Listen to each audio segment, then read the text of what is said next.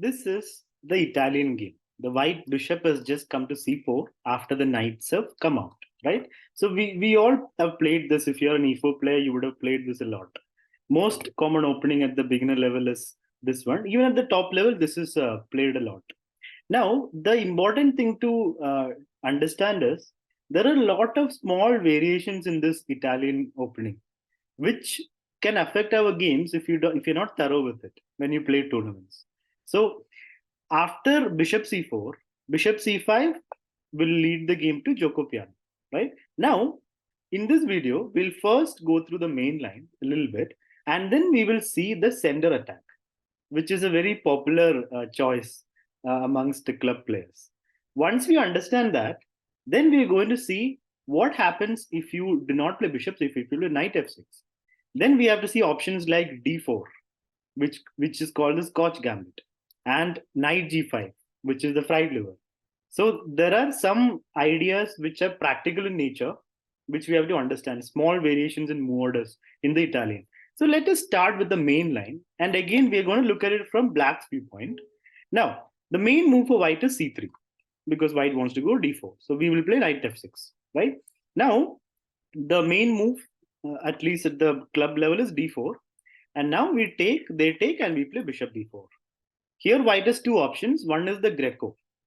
So this is inviting us to take the pawn, which is actually fine. This we will not cover in this video. It's a very deep line, which can lead to equality for black if black just plays properly. Black is the pawn up, right? So there is a video I've made on Greco, which you can refer to. This is not our topic. Now, if they play bishop d2, what we have to do is we take, they take, and we play d5. And black is equalized. After takes, we just take back, and position is completely equal. If anything, black can even claim a small edge in the position because the d4 pawn is weak. So this is the main line. Now, after bishop c4, bishop c5, when white plays c3 and we play knight f6, they play d4, we take. Some players won't take back. A very popular option for white is just go e5. This is called the sender attack. He will take back, he or she will take back, but before that, they're attacking our knight. Now, if you're facing this for the first time in a game, you'll probably get into big trouble. Because if you make normal moves like knight g4, you're going to get into bad positions. The knight will have to come back to h6 after that. And if you go back to g8, it's very sad. So it's important to understand the next move. You have to remember this because it's not possible to find it over the board. You have to just know it. If they go for the sender attack, the only move that keeps it equal for black is d5. And now black is completely fine because if they take, this might seem like a good position for white, but it's actually better for black. If pawn takes, just rook g8. And we're threatening sort of d3. And if they castle, we'll just take, and we have an open file for the rook. If they defend, we can just go d3. That's a very good move.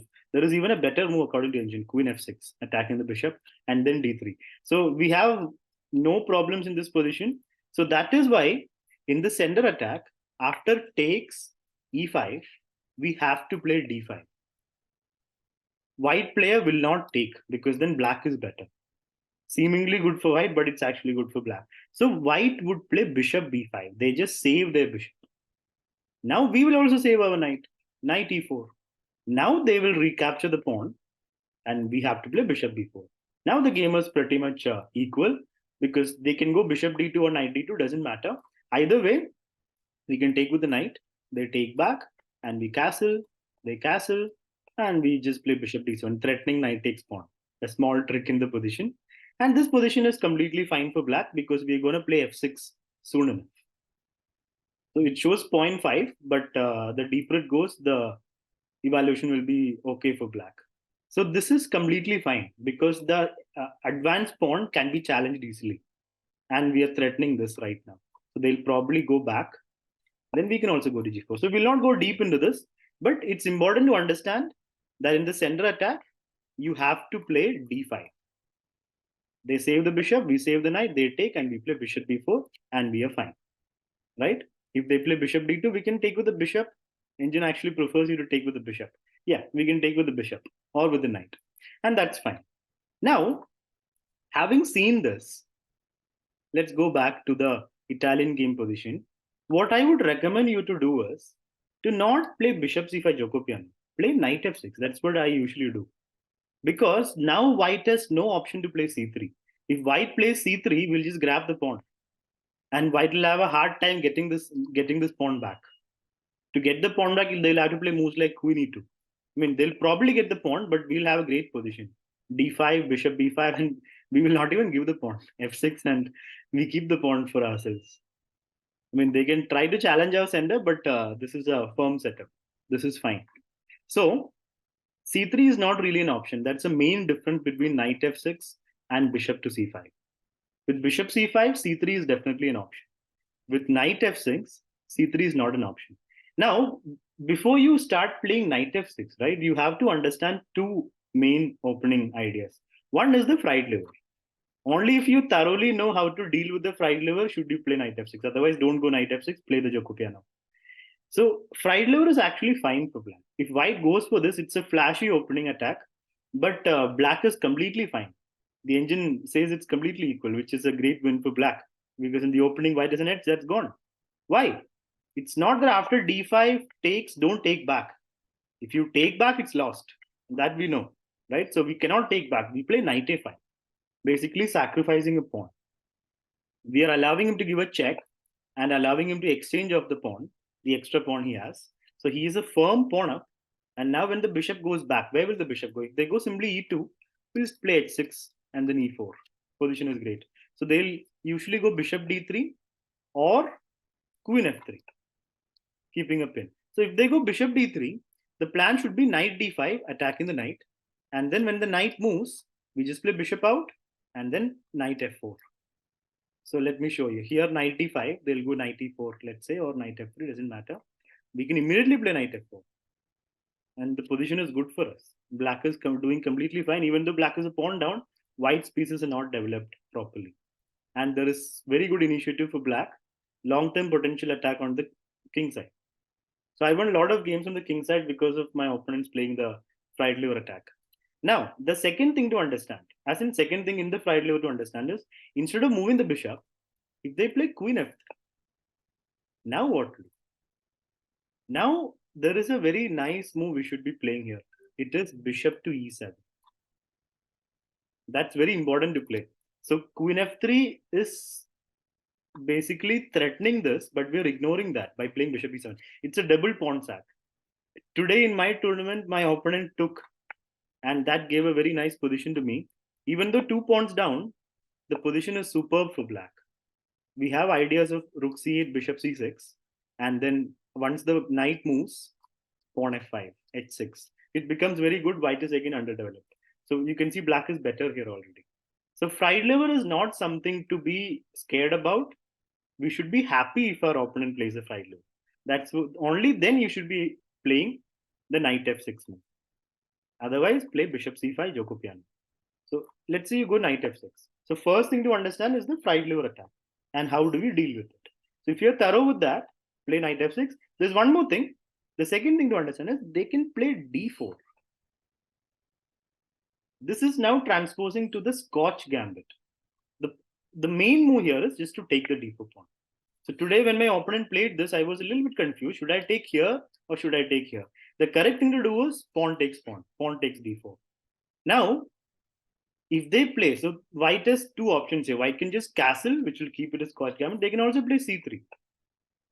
Now, after c3, if you go bishop c5, this is like asking them to make it a Giuoco. We are making it a Giuoco Piano, basically.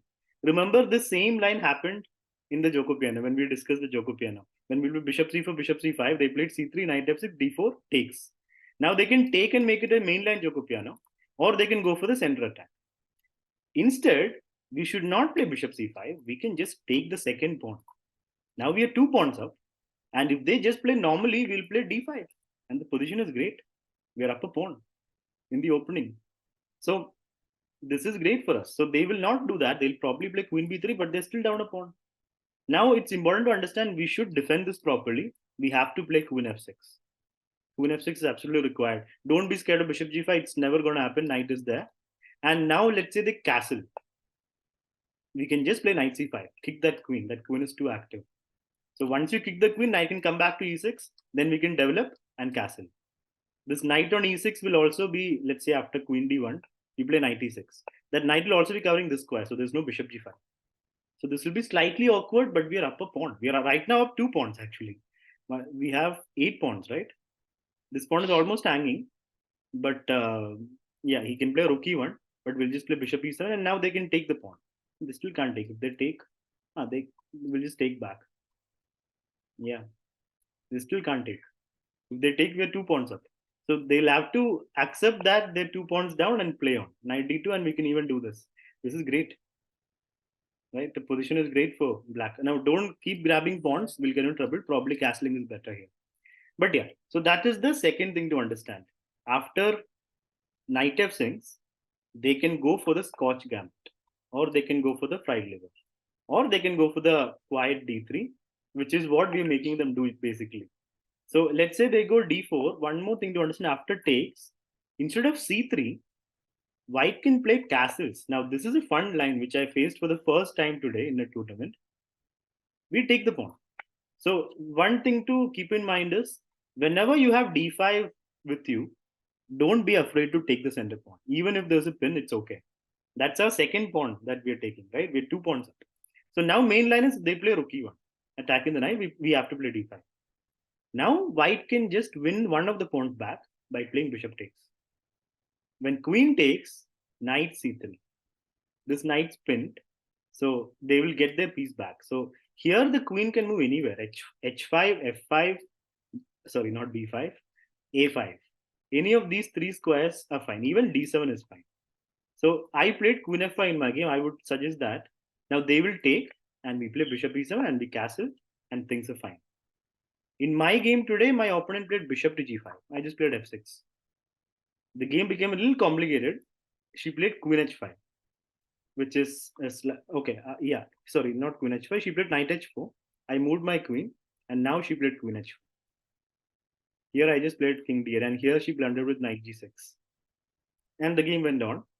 But basically, it's a pawn up, and our pieces are active. Things are okay for black, completely okay for black. So these are the things to understand when we are playing the facing the Italian opening.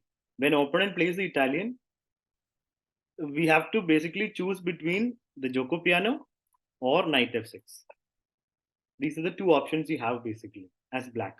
Now, if you're going for Giuoco Piano, they may go for the main line, or they may go for the center attack, which we saw, right? Or at the top level, what the players do is they don't play c3 and d4, they play c3 and d3.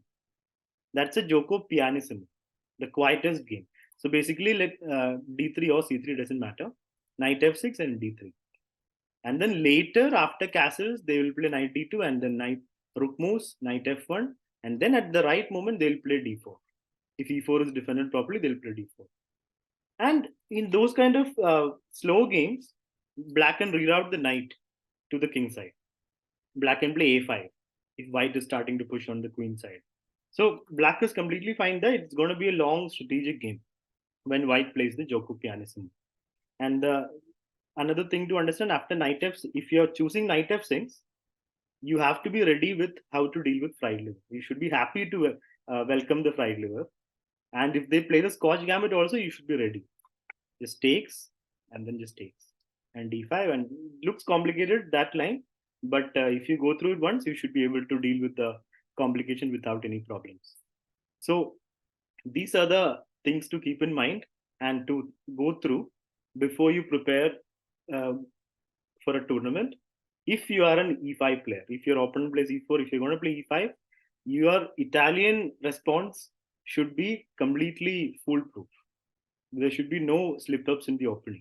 Then we'll be confident if opponent plays the Italian. Like right now I am. If my opponent plays Italian, I'm more or less confident that I should be able to deal with things properly. And if they play the fried liver, I'm very happy to welcome it. So yeah, that's how it is. So hope you enjoyed the video and hope you found it useful.